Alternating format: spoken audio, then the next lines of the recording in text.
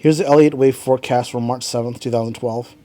For the midterm charts for NASDAQ, S&P, NDX, and Dow, I'll be using stockcharts.com because they have a good layout for, I can place the RSI and slow stochastic right at the top of the chart so I can look at the readings from here. And if you notice, the December 19th, 2011 wave 2 low, we had an RSI reading of about 45, and we have an RSI right now at 50, so which is close enough to be a short-term bottom. And the slow stochastic in December 19th, 2011 was at 20, or about 18-ish, around 18, and we're at 42. So we actually need one more down day to get those readings that'll line up with December 19th, 2011, the wave 2 low. But it's close enough. The futures are up about 6 in NASDAQ futures, so that translates to about an 8 to 10 point gain in NASDAQ. And we have a hammer candle right at the low today, a gap down hammer. So if we get a gap up rally that turns into a big white candle, then that'd be a morning star, which is another ideal candlestick pattern, which I like. But Elliott wave wise, this could be 1, 2, 3, and we could be right in the middle of a 4 or at the end of a 4. We actually retraced to the previous 4 at 28.95 around 2900, which is approximately the previous 4. So we got to the previous 4 today, approximately, and there's a possibility that you got the entire 4 all in one shot. So if you gap up rally tomorrow and a strong rally, there's a possibility because the futures are up about 6 or 7 in the NASDAQ NDX futures. You can get a morning star out of this. And again, we have the RSI at 50 and we have slow stochastic at 42. I figure we need one more day to get the slow stochastic and RSI below to those December 19th, 2011 readings, the bottom of wave 2 readings. But I think it's close enough. For S&P, the RSI is right at 47.8. That's good. Because the December 19th, 2011 wave 2 low was around 46.51, and we're at 47.8, and that's in the RSI, which is good. And the slow stochastic's at 49, and the December 19th, 2011 wave 2 low was around 36. I figure we get one more day to gap down, but there's a possibility that we get a bullish Harami. A Harami would be a gap up with a small candle right in the middle of the big red candle, because the futures are up about 5, I think 4 or 5 in the S&P right now. I believe so, yeah. So you get a bullish Harami, right? You get a little small white candle right in the middle of the big red candle. That'd be a reversal pattern after a wave 4. And we touched the previous 4. Right at the previous 4 is around 1340, and we got to around 1340 intraday. And that'd be 3 and 4. So we got a drop in a 4 to the previous 4, which is another target for a wave 4. So if you get a gap up in a small white candle, there'd be a bullish Harami, and that's another bottom pattern that could set up.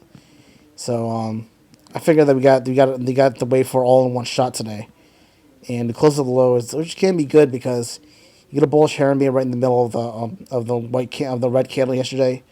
That would set up a bullish reversal. And again, RSI is right at the December 19th, 2011 wave 2 low, which is good. That's a good sign. And the slow stochastic is, I figure if you get one more down day, if we gap up and then fade, that's fine. And get one more last fade to reset the RSI and slow stochastic to December 19th, 2011 bottom ratings. So we might have got a full 4 all in one shot. Yeah, complete wave 4 all in one shot. We've been fading in the past few days, but this one day, there's a possibility again that the entire wave 4 just completed this morning or this afternoon. For the Dow, yeah, I'm going into more in detail with midterm charts because once I discovered like stock charts has a good you can put the RSI and slow stochastic right above the chart, which is pretty cool. Oh, anyway, the Dow RSI is right at 43.93, and December 19th, 2000 low was right at, right where it is.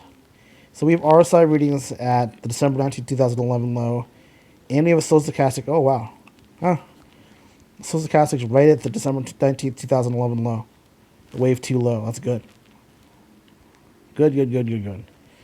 All right, so this is 1, 2, 3, and we got a corrected 4 right to the previous 4, which is where previous 4 was, right where wave 4 is usually correct. To the previous 4, and the previous 4 is around 12,750 or 780. We got right there. So may have gotten the 4 all in one shot right there.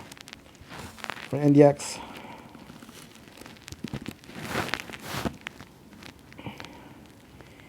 though is still near the, let's see, December 19th. NDX is still a little overbought, slightly, but yeah. Social Capital is pretty far from December 19th, 2011 lows. But you got a gap down hammer, and the futures are up about 5 or 6, actually 7 or 8 right now.